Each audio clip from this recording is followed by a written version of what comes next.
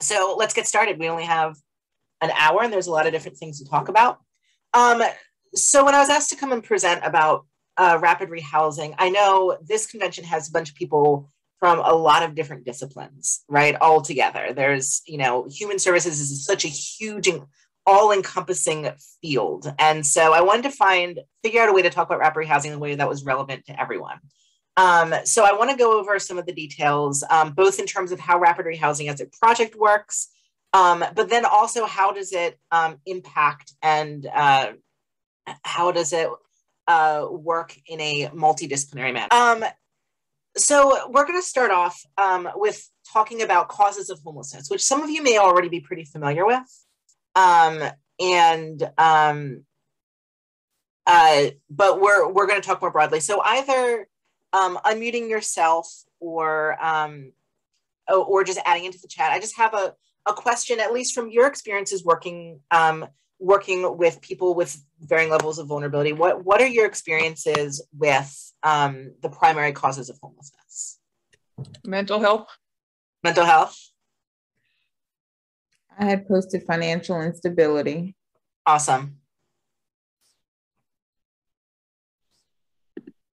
So you guys are all right. Yeah. So where does this root cause come from? Is this mental health, substance use, poverty in general? Right. That I think there's something to be said about that. Individual health crises, job loss, financial crises. There are a lot of contributing factors to homelessness, but when you get really down to the actual root cause, it was kind of let's kind of examine these in turn. So first, let's talk about mental illness and is mental illness correlated with homelessness? Well, on an individual level, maybe, right? But when you look at actual statistics around what areas experience homelessness at much higher rates than others, you'll see that mental health actually doesn't have a direct connection. So just to show you this graph, so this is taken from both HUD and Mental Health America. This is basically this axis is homelessness per 10,000 residents, and this is adults with mental illnesses per 10,000 residents. Again, mental illnesses is pretty universal, right? It happens everywhere, but different areas have different rates of mental illness. And you'll notice that there isn't really a correlation. This blue line is this kind of, so areas with higher rates of mental illness, at least in the United States, do not experience higher rates of homelessness as a result. So while mental illness may contribute on an individual basis to homelessness, it is not kind of a cause of homelessness. You cannot pinpoint like a map of like where are people most affected by homelessness, and where are people most likely to suffer mental illness. We see the similar thing with substance abuse. So you see there's a pretty wide range of different cities that have varying amounts of adults with substance use disorder. And you'll see yet again, this does not directly correlate to homelessness. So if you look at the cities, the towns, the areas that have high substance use rates and areas with high homelessness rates, there's little connection bringing the two together. Now let's look at poverty. This is one of my favorite maps. I always think that, well, homelessness is a form of poverty, right? Poverty should be a root cause of homelessness. But this map kind of shows back and forth how poverty relates to homelessness on a national scale.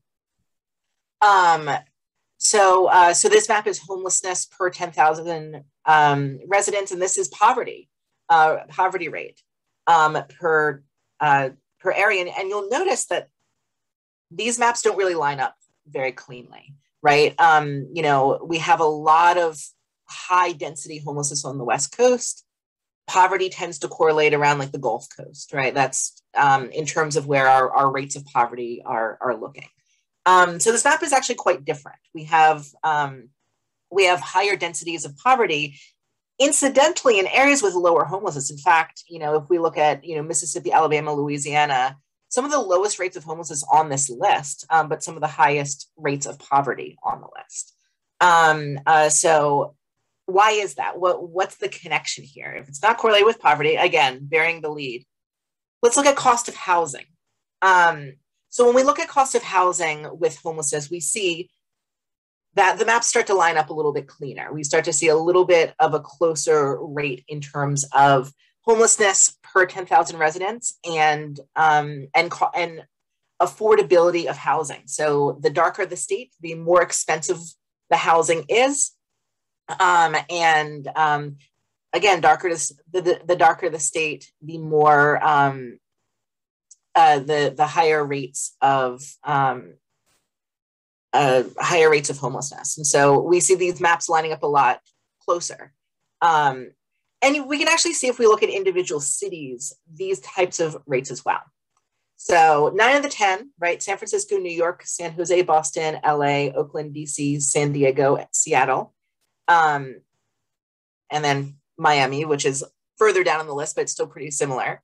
The most expensive cities to live in the United States, cities with the highest rates of homelessness. Look at that. It's pretty much the same list. We got Phoenix over here and Miami, you know, swapping places. But you can see pretty universally that that cities in different areas with different political parties, with different geographies, with different climates, when housing is very, very expensive, again, bury the lead here in terms of, you know, lack of affordable housing. Where housing is expensive is where we tend to find the highest rates of homelessness. For reference, this is how much it costs on average for a 1-bedroom apartment in each of these cities. You can see, like, you know, how difficult would it be to be able to afford housing here. Sorry, Donna, it looks like you have your hand up. Can you unmute? I'm sorry, I could have waited though, but I was just going to ask you, and it probably doesn't make any difference. I noticed on the list, number 10, Miami is in bold, dark, and then number 8, I think it's number 8 on the other list. Why are those two cities, the other ones are red, and those two are dark? Phoenix, number 8 is Phoenix, yeah. Is there a reason behind that? So I point that out because those are the two cities that aren't on each other's lists, right? Oh, so okay, I'm sorry. Yeah. Okay, I missed that part. No, it makes for, yeah. So all the red ones are basically this top 10 expensive cities, highest rates of homelessness. Phoenix is on the highest rates of homelessness in the top 10. Now, if we were to expand this to the top 20, you'll see those cities on there again, right? This is just kind of the top 20, the top 10. So yeah, so the purpose of them being darker is just to illustrate that, again, 9 out of 10, it's not 10 out of 10, right? It's not, not a perfect analogy, but in general, we're seeing a really, really high correlation between where it costs a lot of money to find a place to live and where you're more likely to find people who are homeless. And I think that the dialogue on homelessness doesn't touch on this as much as it probably should, right? We're looking at these, don't want to speak for anyone here, but I couldn't afford an apartment in San Francisco, right? Like, I don't have that kind of money to afford, $3,500 a month in rent for a 1-bedroom, apartment, right? I've got a child, right? Like, I would need more than a 1-bedroom apartment. And so you see that, that as housing gets more expensive, we see higher homelessness. So now let's talk back about these other aspects: mental illness, substance use, poverty, job loss, health crisis, financial crisis. All of this points back to a lack of affordable housing. So when housing markets tighten, when it gets more expensive to rent, when people can't afford rent, who is the one most at risk of being squeezed out? Well, it's people with mental illnesses, people with substance use, people who are already in poverty, people who experience, individual crises like, job loss or health crises or financial crises. Those individuals are the most likely to be squeezed out.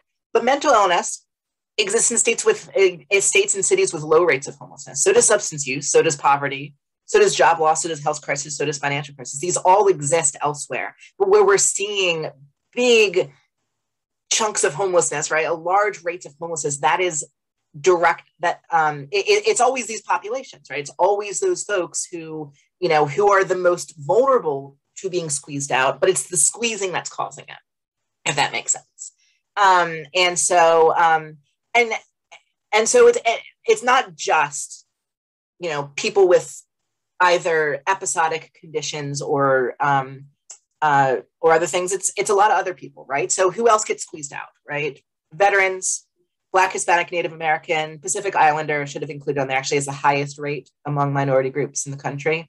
LGBTQ, people who are pregnant and parenting, people fleeing domestic violence, and youth 18 to 24. When rental markets tighten, those are the people who tend to get screened out. And a lot of this has to do with the underlying social conditions, which this is not a, sorry, Donna, you have your hand up again?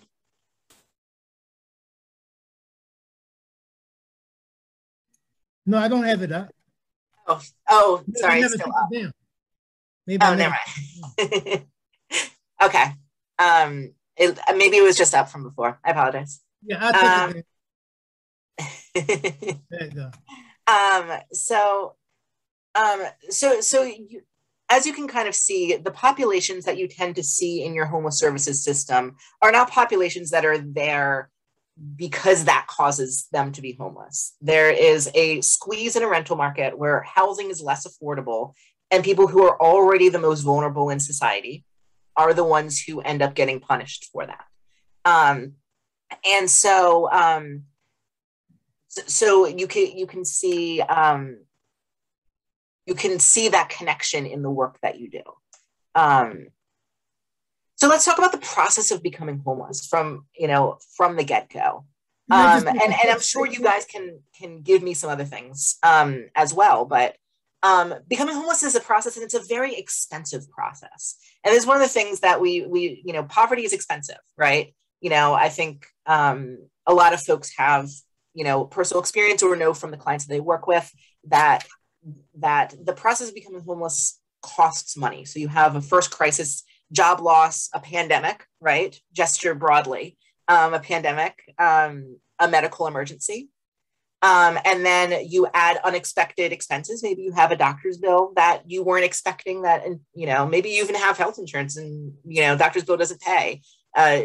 You don't get, it doesn't pay, and you don't know who to call or what to do or how to deal with that. You have, a lot of other individual crises, a loss of support systems, which also costs money, right? Maybe you had, friends or family able to help out. Maybe you don't have that connection to begin with. Maybe folks, a lot of folks that we see in our homeless services have, burned bridges with loved ones. Sometimes people haven't burned bridges and just don't have, loved ones either in the area or able to help out. And then it's, survival, right? Survival tears through savings, right? Like once you lose housing, a lot of people stay in a hotel for as long as they can until their money runs out, or, eating fast food every night, or, because you don't have a place to cook it. Storage containers. A lot of people, move all of their stuff into storage containers. All of that adds to that expense. And then finally, coping mechanisms. Things like substance uses, or other kinds of things that people do in order to cope with the chaotic circumstances that end up costing money. So by the time that a lot of people will have a lot of resiliency, but then once they get punched once, they can take maybe one punch, maybe two punches, three punches, but that fourth punch is going to knock them out. And that's going to start this cascading cycle that's going to drain somebody's savings or drain somebody's, or kind of, everything leads to another that will eventually lead to not just someone becoming homeless, but someone being in a much more difficult spot to get out of that homelessness once it has begun. Does anyone have any other examples of unexpected expenses or things that you've seen in the clients that you've worked with that maybe you didn't expect, but is, contributing to that, is just one other thing that's piling on? This past year, I think the death of a family member that doesn't have insurance. Mm-hmm. So like funeral expenses and stuff like that? Yeah. Yeah. Funerals can be very, very expensive, and it's hard to budget, right? When you're talking about a loved one and, you know, you have very limited amount of money to be able to work with. You know, you want to give them a good funeral, you want to kind of pay respects, but, you know, there's a lot of costs involved with that. Any other examples? That was a great one.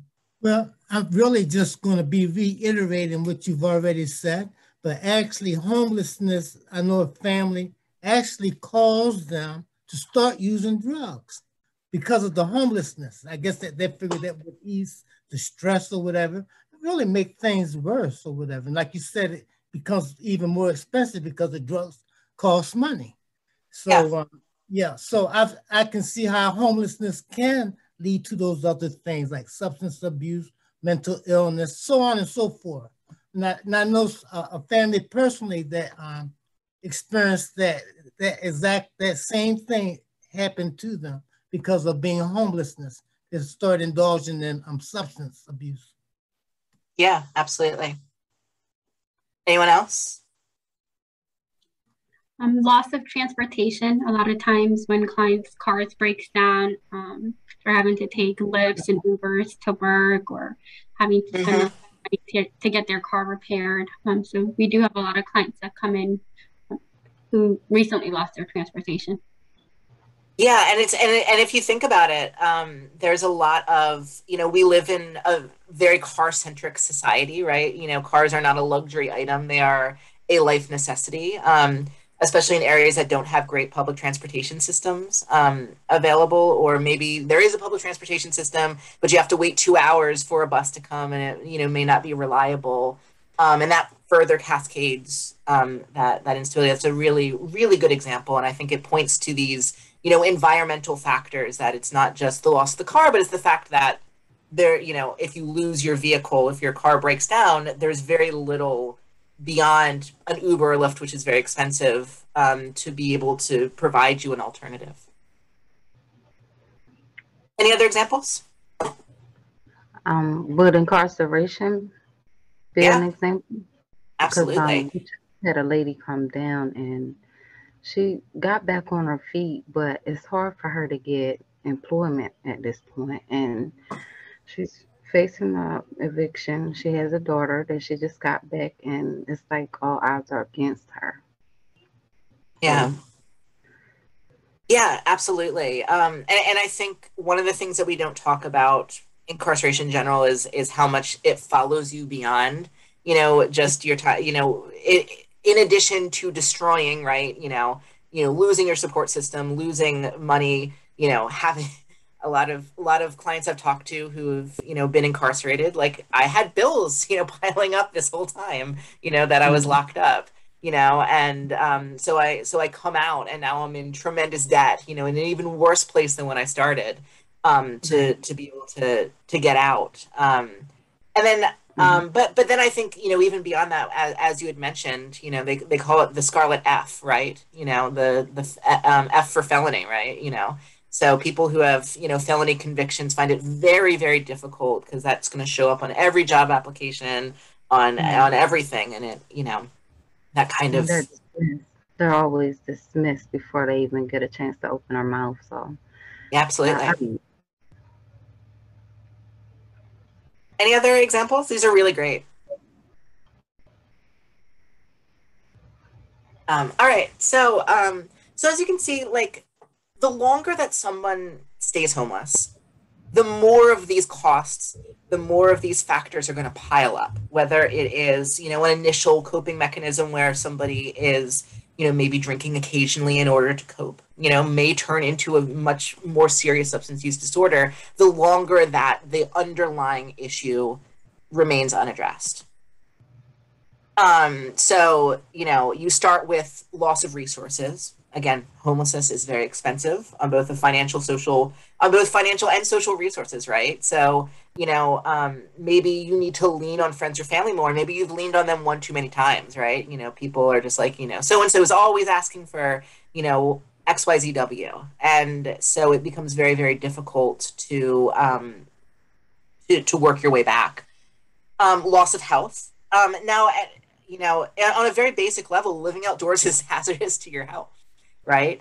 It increases your risk of developing mental health challenges, increases substance use, increases just physiological conditions that aren't related to, behaviors whatsoever. People are more likely to have wounds that go untreated, or more likely to, not use health resources, all of those things.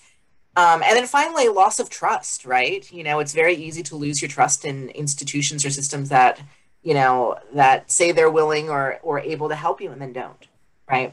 Yeah. So that loss of trust, continues to pile on top of this. And so this whole pyramid of kind of vulnerability is on somebody's back when they come into, your program, or you begin to interact with them, and becomes very, very difficult to, how do we work our way back to these, developing these resources when we have this loss of trust and loss of health kind of on our shoulders? You know what I mean? So it becomes an issue when homeless resources are only available for people who've been homeless for years and years and years, right? And you have to be homeless for years and years and years to get there. So the next part, now that we're about 30 minutes in, how do we use this information to end homelessness? And this is where we start actually talking about rapid rehousing in a more concise way. This is, again, feel free to or not to answer this, but I'm just kind of curious. How does your work bring you into contact with people experiencing homelessness? You don't have to get into too much detail if you don't want to. Feel free to share as much as you'd like. Just like, kind of like what work do you do, and how do you encounter people experiencing homelessness? Of course, Becky, I work at an agency, and our main person is looking right at me right now, Miss Odetta Evans. I look at her as the brain. She sort of guides me and helps us. Of course, we're getting funds from the ERAP, and we're helping people that way. But Miss Odetta is really our housing person, and I'm just joining on, and I'm happy to be a part of this. I did want to add something quick in regards to the last segment you did, like trust. Yeah. You lose trust, especially like when your family. Sometimes people hate to ask people for money anyhow. They don't like to do it, and then when you do it, and you're unable to pay, you lose that trust. And sometimes they won't even ask because of that. They'll go without. They'll stay outside rather than to seek help or try to get support from the family or anyone else. They just don't say anything at all. I'm going to be quiet of that. No, please. No, that brings up a really good point. And I think we'll talk about this a little bit in terms of rapid rehousing, but a lot of people who encounter your programs have an invisible asset system, right? That you're not, that's not being tapped into, whether it's, someone who would be happy to help them, but they're just kind of embarrassed to be able to ask for help. And this becomes very challenging because the human services system is not meant to replace people doing good things for their friends, helping out their friends and neighbors when they're in need, right? That's not what we are here for. We are not here to make it so that you don't have to give your neighbor sugar, when they knock and they ask for sugar. It doesn't mean that you're not able to, it's not meant to replace that. What it's meant to do is supplement it. It's meant to supplement and fill the gaps where communities aren't able to look out for each other, where people aren't able to look out for their friends and neighbors. And sometimes it can be kind of like, especially when we do a lot of what we call prevention and diversion work, where we're trying to kind of get somebody out of the homeless shelter system very, very quickly. A lot of the times that does lean on their own support networks, right? And people are going to be much more resilient when staying, not always, right? There's, a lot of people have bad situations, but staying with a loved one who's willing to give them a place to stay is a much more healthy and supportive environment. But yeah, I think, within loss of trust, I think you can actually put a whole nother category in there, loss of dignity, right? This kind of, sense of self-worth and dignity that gets lost in there, and it becomes, it becomes extremely dehumanizing. And when you start working with support systems, these large systems are meant to kind of help a lot of different types of people, but maybe not but like you're coming in with your own experiences and your own your own background, and maybe you don't know, right? Like, I'm the kind of person who can be helped, right? I'm the kind of person who this system is there for. So yeah, I think that's a very good point. So how do we use this information to end homelessness? Sorry, I had an open question about how does your work bring you in contact with people experiencing homelessness? If anyone else would like to share, I would love to get more answers to get to know folks here.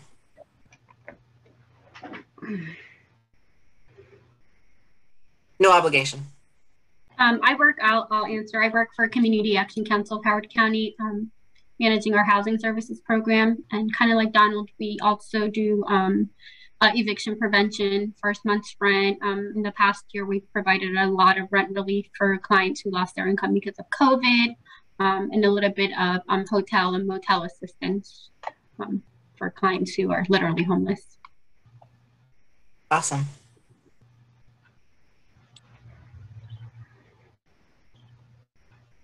Anyone else? All right. I really appreciate that perspective, because again, we are all coming at this from very different angles, whether it's, working, and even if your work is touching on in a tangential way, it's still touching on homelessness, right? If you're working with utility, helping people pay utilities or VGE debt, right? Like, that's working with homelessness. That is touching that system. People who work for Social Security, right? People who work for Vital Records, the DMV, when we work in communities experiencing homelessness, we have a lot of interactions with those folks, which are normally outside of what we think of like the system, the support systems of society, writ large.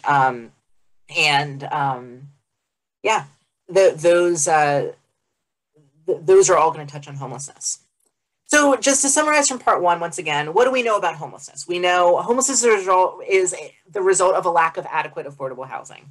Full stop, right? Everything else may contribute, right? But ultimately, you can trace a line between lack of affordable housing and homelessness pretty straight, right? There are a lot of people who have mental illnesses that aren't homeless. There are a lot of people who are poor who aren't homeless. There are a lot of people who have substance use disorders who are not homeless. But when you're in an environment that squeezes you out, those are the first, to be affected by it, right? People who are already vulnerable, already in poverty, LGBTQ, racial and ethnic minorities here. I include Pacific Islanders here. They're a very large kind of invisible population that's affected. Veterans, people who are pregnant and parenting, youth. We know that becoming homeless is expensive. When people are encountering the system, they've probably already taken a lot of punches, and it is functionally impossible in that environment to build any kind of savings to be able to get yourself out of it. It's very, very difficult. And then finally, the longer someone experiences homelessness, the harder it is to resolve. So I'm sure you guys are all familiar, maybe not, with Maslow's hierarchy of needs. But if you are not, this is kind of a psychology 101 model that talks about, how it's very difficult to work on things up the hierarchy when what's on the lower level is not addressed. I think Maslow's hierarchy of needs is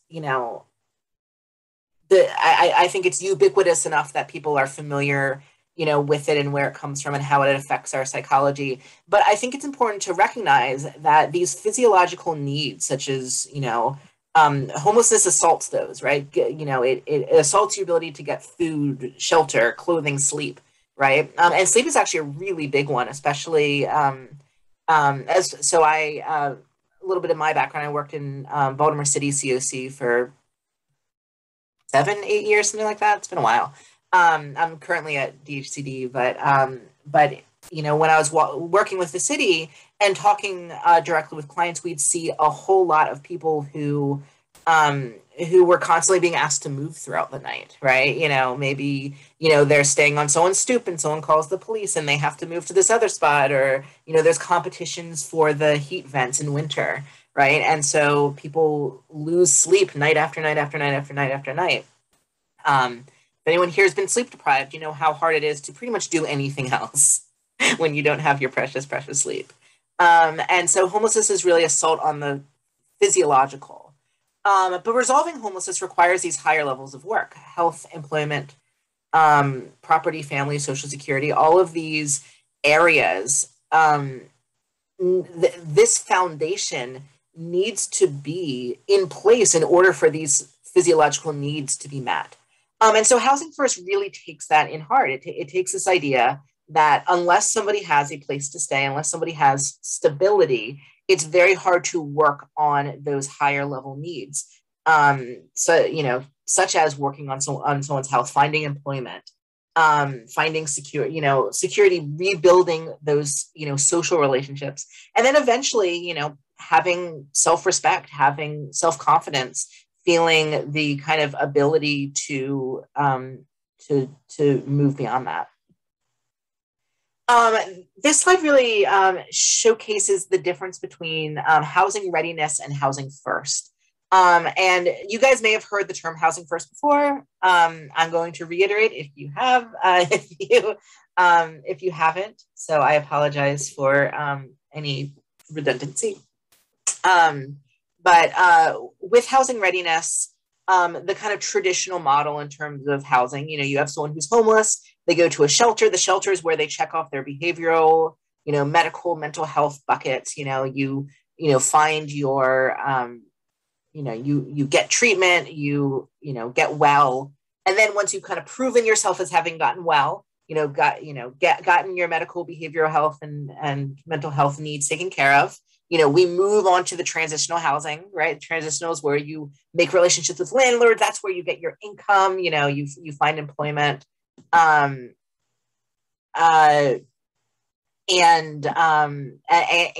you move, and then finally, like once you've graduated from the system, you move into permanent housing. Now, housing readiness is, I think, very intuitive when you consider Maslow, right? Like when you look at the hierarchy of needs, you're like, okay, well, we'll first address this, and then we'll address this, then we'll address this, right? We work our way up of the hierarchy. The problem is that the housing readiness approach tends to have a lot of fail points, right? There are a lot of points in which somebody fails and kind of has to start over or go back to start, right? Like, let's say somebody, goes to shelter, they get their, let's say it does work. They get their treatment, behavioral health or substance use treatment taken care of. They go to transitional housing. Oh, they relapse, right? And so, not all programs are. Some programs, if someone uses on the facilities, then they're out of the facility, right? And that fail point starts things over. And so while this housing readiness approach can be very helpful for a lot of people, there are some populations that do very well in this very structured approach. It creates a lot of opportunities for someone to get knocked back in that process. Compared to the Housing First system, where the goal is first to get that housing taken care of, right? The first box you check is moving into permanent housing. And then those other things, medical, behavioral, mental health, income, landlord relationships, all are added once somebody has that initial stability. Now, they're going to need to eventually have all these boxes checked, right, in order to have full housing stability. But the time in the program is there to help check those boxes. So one of the things that Housing First sometimes gets criticized for is taking people who are, in very vulnerable situations and just moving them into housing right away, when a lot of people say, hey, they're not ready, right? Aren't able to work a job, have all of these other, psychological, health issues, behavioral health issues going on. Like, how do we get them from there? And the truth is, it's very hard to work your way back, to work your way through them when that permanent stability isn't there. So we're expecting that when someone starts in rapid rehousing, they're not going to have all of these boxes checked, right? They're not going to have, income. They're not going to have substance use taken care of. They're not going to have great relationships with their landlords, right? Those things are not going to be present, but throughout their time in the program, one by one, these resiliencies are being added. And I think that's a really important distinction is that you have vulnerability and resiliency as these two kind of opposite ends of the spectrum, but a lot of people have both, right? A lot of people have a lot of vulnerability and also a lot of resiliency. So housing first is safe and affordable, a different journey, same destination. So anyone can achieve housing stability in permanent housing. Everyone is housing ready. And then clients have the right to set their own goals and needs in the program, right? The program does not have any preconditions to it. So for instance, if someone doesn't want to get clean, and getting clean is not an active barrier to their housing stability, then that doesn't need to be a condition of the program, right? The program is focused specifically on what causes homelessness. And we'll see that in a little bit as well. And then the program packages are really tailor-made to participants' needs and preferences. So the rapid rehousing roadmap to success, to kind of get a little bit more into the details here, it starts with an intake. Meeting with a case manager to discuss, oh, that is a typo that I just noticed. It always happens the minute that you're finished proofreading. There's a principle called Gaiman's Law where anytime you've said, I'm done, you see a typo right away. But anyway, intake, meet with case managers, discuss, housing goals and needs, planning, create a plan to make housing affordable in the short, medium, and long term, housing search and move in, identify private rental units, rental assistance, which also has a typo, provided based off of need. So rental assistance is flexible, can be 3 months if people needs it. In some rapid housing programs, it goes up to 24 months of assistance, if that is needed. But the goal is to get somebody into market rate housing by the end of it. Case management is focused on housing stability, and then assistance is slowly decreased throughout someone's time in the program. So there's not this kind of abrupt cutoff, right? So maybe someone, starts earning a little bit of income, but it's still not enough for full rent, right? Like right away, rapid rehousing can have them start paying a little bit of rent to kind of get used to budgeting for that, especially people who've been homeless for a long time. Sometimes they, there's just a very basic level of like, how do you budget for housing? And then finally, connection to community resources. And this is where I think everyone here comes in. And that is a good rapid rehousing case manager will make themselves irrelevant. But ultimately, our success stories in rapid rehousing in the homeless services system are still people who are struggling, still people scraping and screaming day to day to kind of get by. They're still living in poverty. So the connection to the rest of the human services world is very, very essential, and is it is really needed in order to get to get that to happen. Did I miss that? Yeah. Okay. Sorry. So I want to make sure I was in the right place. So to go over these steps again, intake is flexible to meet a client's schedule. It explains and assists with all relevant paperwork required with housing. It's not here, fill out these 20 forms, and you can go, it kind of walks people through about what things are for, what programs are looking for in terms of eligibility. Different rapid rehousing programs have different eligibility criteria. For instance, some may specifically require someone who is fleeing domestic violence, or specifically requiring somebody who is currently on the street or in a shelter, for instance. In those cases, explaining right up at intake, these are the criteria for the program. This is what you need in order to qualify. Explains how the program works, and reviews both client assets and challenges. And those assets and challenges, again, what I had talked about before, it's this kind of understanding that somebody is going to have assets sometimes that are hidden, right? Maybe there's a family member who really looks out to you. Maybe you have a college degree, right? That's an asset. Even if you don't have employment right now, you've got a degree that can kind of, get you somewhere. Maybe your asset is just an ambition, right? I worked with a client who, really wanted to be a nurse, and like that ambition, even if it's, even if she has a long way to go to become a nurse, like that is an asset kind of in her back pocket because it gives her a direction. With housing planning, you discuss the client's short, medium, and long-term goals. You set realistic expectations about the type and location of available affordable housing, possibly look into roommates. And this is where this really comes back to, right? Rapid rehousing doesn't fix the underlying environment, right? When we start, and that's why I really wanted to start at the very beginning with a cost of housing as being the direct link with cost of housing as being that direct link with homelessness, is that rapid rehousing doesn't solve this underlying unaffordability of housing from the get-go.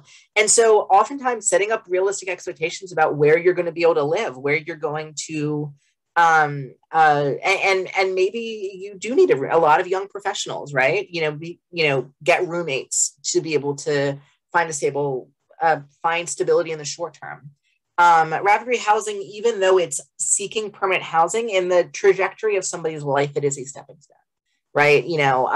Sometimes, you'll encounter clients who really want housing, really want a place to live, but have this kind of vision in their mind of like, this is a forever home, right? And maybe your first home with rapid rehousing isn't. It's kind of a first step to kind of get to where you want to go. And that's where a lot of that motivational interviewing can really come in. With housing search, rapid rehousing really relies on a very strong landlord network. And that landlord network, so ultimately most rapid rehousing is tenant-based. And if you're not familiar with that term, it just means that clients can choose where to live and the subsidy will follow them wherever that subsidy goes. So clients can choose wherever they want to live, but it's very hard to find landlords, right? Rental market is very tight. And so already having a network of low barrier landlords can be a really, really important aspect of that. Rapid rehousing funds can be used in many cases, not always, depending on the funding source, to overcome move-in barriers. So finding someone furniture or helping someone with a utility debt, right? Maybe they have an electric bill from years and years ago that's keeping them from getting a new utilities in their name. Landlord incentives. And this is kind of a really uncomfortable truth that we reckon with in the human services world, is that people with a history of homelessness have a really hard time competing in a rental market, especially in a tight rental market, right? When landlords have their choice of tenants, it's very hard for them, even the most philanthropic, landlords who really want to do good for the community, really want to help out, at the end of the day, they're making a business decision, right? At the end of the day, the thought practice is, if you have your choice of tenants, someone with criminal history, someone with clear mental illness, substance use, bad credit history, right? They're not your first choice of tenants. And so a really important part, and I think we're learning this more and more, and programs are allocating more and more of their budget for this, is that sometimes there needs to be an incentive. Sometimes landlords need to kind of be catered to a little bit. Hey, if you move this tenant in, we'll be able to cover rent, we'll be able to give you a double security deposit. Maybe in the new ESG CARES Act, rapid rehousing funds allows up to 3 times rent as a security deposit, a triple security deposit before someone moves in. And the goal is to really kind of incentivize landlords to be taking these higher risk tenants. And then finally, supporting landlords as they go and focusing on what those needs are. Rental assistance is based off of a client's current income, which is presumed to not be enough to afford rent initially. And this is really important, right? If someone has enough money to afford rent, they don't need rapid housing. They just need someone to find a unit for them. Maybe they need help finding a unit. Maybe they need a security deposit, right? But this kind of ongoing case management, this ongoing rental assistance plus case management support is not necessarily appropriate. It might be, but not necessarily. So you look at what the client's current income is, what their expected income will be, right? Like looking at where are you looking, what kinds of employment are you looking at, what kinds of expenses are you expecting to have? If someone has children, what is childcare going to look like, right? Like all of those questions, very few of which have really good answers. needs to be asked. Rental assistance often uses a progressive engagement strategy. So starting with a lesser amount of assistance and adding as people show that is still needed can sometimes be, because if you say, hey, we've got a budget for up to 24 months of rental assistance, someone's like, okay, well, I'm going to cross rent off my list for the next 24 months, right? That's not necessarily what the program is for. It's up to, right? That amount. And so progressive engagement and step down approach really kind of focus on, okay, so this first couple months we'll be paying full rent. Then we'll be paying, 2/3 of rent. Then we'll be paying 1/3 of rent. And then we won't be paying any rent, but we will still have a case manager that will be able to meet with you and talk about how things are going and, how things are progressing. And then eventually you'll have completed the program. And look, you're in your unit. You've already moved in, right? When the whole thing started.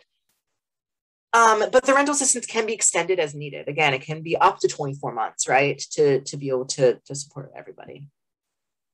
When you're working with case management, you're really discussing risk factors versus housing barriers, right? And this is what I kind of discussed at the beginning. Can you have a substance use disorder and not be homeless?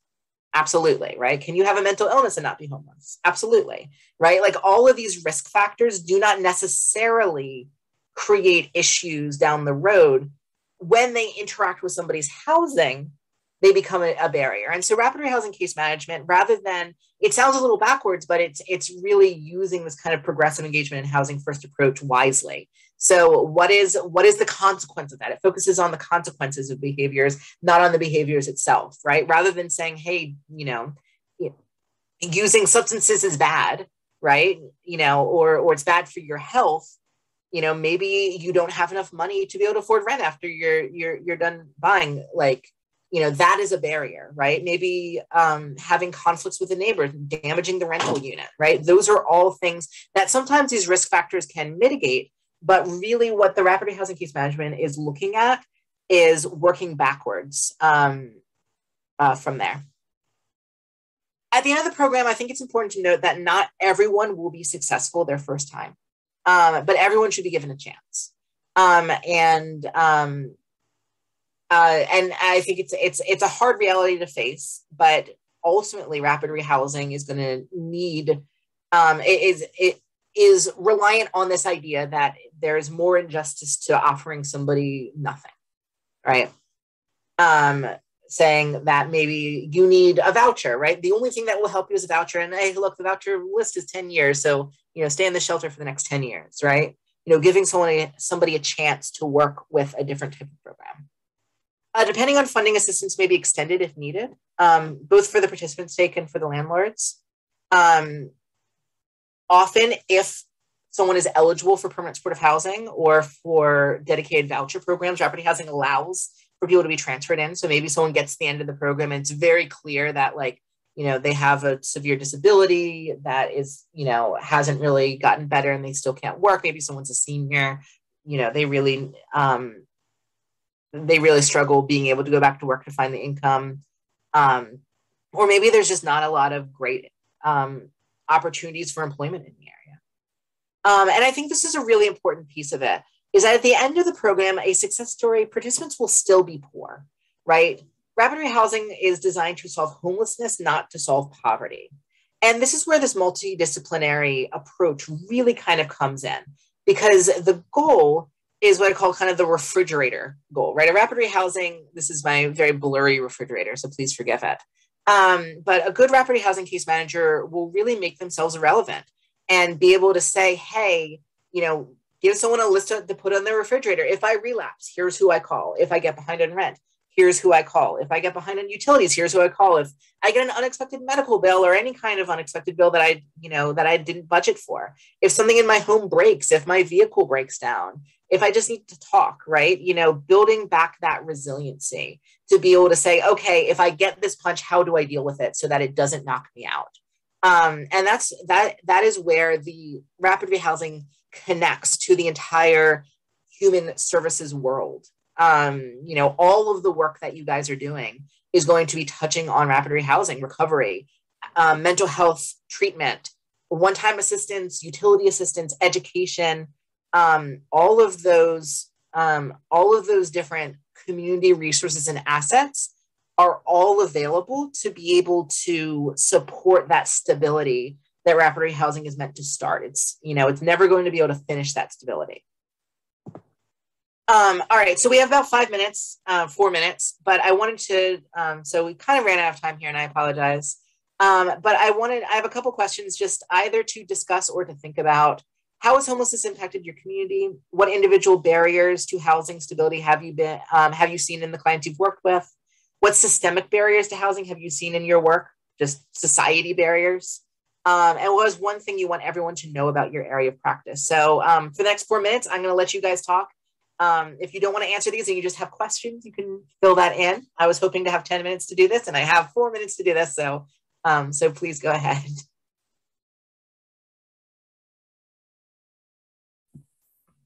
Hi. Hi. I would just like to say that I'm from Dorchester County, Delaware Community Action Center. And I found that this has really been a trying year dealing with the homelessness because of the COVID situation and because the landlords really impacted the network of landlords that we deal with financially. And so now we're finding that a lot of the landlords are selling their properties and they're not interested anymore. So now it's been really, really difficult to find landlords willing to give our clients a chance again, because the ones that we did house for some reason during that time, even when they could pay, they wouldn't even try to pay, and they've damaged the properties, and it's just a lot of frustration with the landlords now. Even with the money, they don't even want to take the incentive because it costs them more. So now they're kind of the ones that we have networked within the past, they're kind of just selling the properties and getting out of it, because they were hit hard during the time when they couldn't evict people. They couldn't take them to court, to try to get restitution for their loss. And so now we're finding it's very difficult to find landlords willing to work with you to give this population a chance. Yeah, that's that is a really, really important barrier, and I think COVID has definitely changed the game a lot in terms of how to find housing, and we're still learning, right? We're still learning how it has changed the game, and I think the truth is, landlords have been really screwed over by the pandemic in many different ways, and are very reluctant to get back involved. I think at the end of the day, if someone wants to get out of the landlord business, that's going to tighten rental markets even further. But I think the goal with rapid rehousing is ultimately to make clients in the program more attractive tenants than the regular low income client, individuals, households that they're working with. And I think there is this assumption baked in there that you kind of touched on, is that we're kind of assuming in rapid rehousing that you'll be working with lower, that the landlords are already used to working with lower income people. But in some cases, the only landlords left are the ones who aren't used to that, right? So yeah, that is an ongoing challenge. And I think a lot of the new landlord incentives are meant to address it, but it doesn't solve it.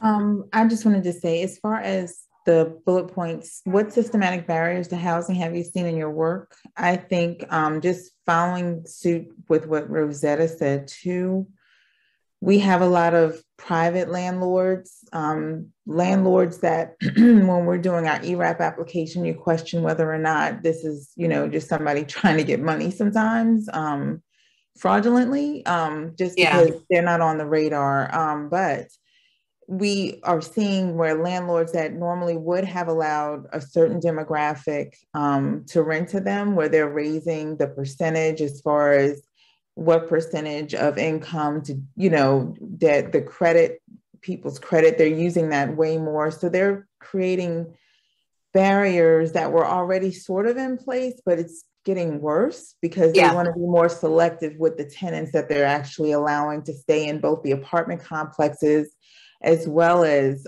your private homes with the private landlords.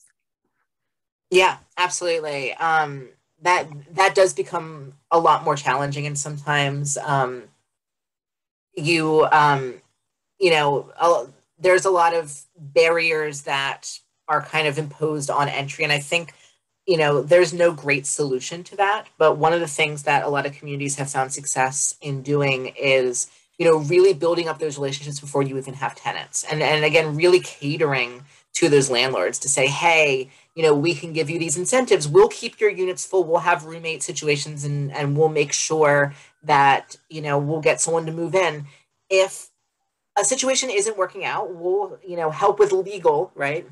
Emphasis on legal removal, right? Like, you don't have to renew, if we place someone in your program, in your rental unit, and it's not working out, we're not,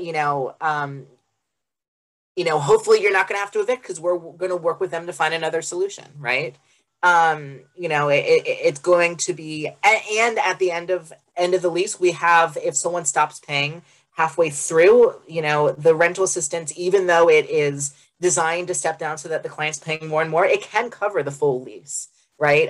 In the budget as a last resort. And you don't have to tell the client that up front, right? But you can tell the landlord that, hey, if something happens and this client can't continue to pay, we'll cover you for the rest of the lease and then get someone else in the program. You don't have to renew the lease at the end of it.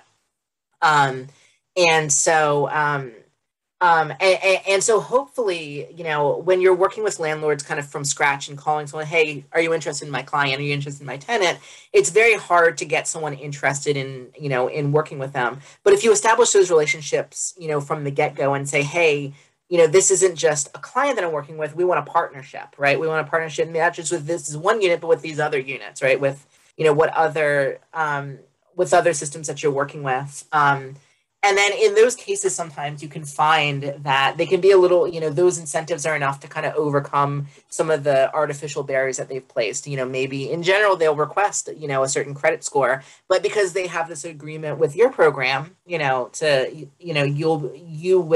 be able to kind of get around some of those barriers, and hopefully leverage some of the funds to assist with that.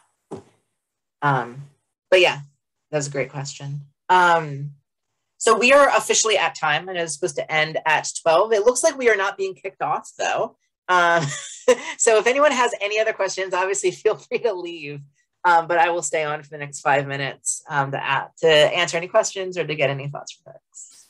And I just wanted to direct everyone to the chat box really quick. Just know that MCAP is providing you with the opportunity to pay for your lunch. So I'm assuming they're going to provide probably gift cards. If you could just take the time to complete the survey relative to this session, it will help us greatly, so that we can give Becky her props. Thank you so much, Becky, for fighting through the technical difficulties and providing a wealth of information for us. Thank you so much for having me, and I hope this very broad brush strokes for a very complex program was able to kind of touch on, people with different levels of pre-knowledge, which was hopefully my goal. Yeah, so if anyone doesn't have any other questions, we can sign off and go from there. Thank you guys so much. Thank you.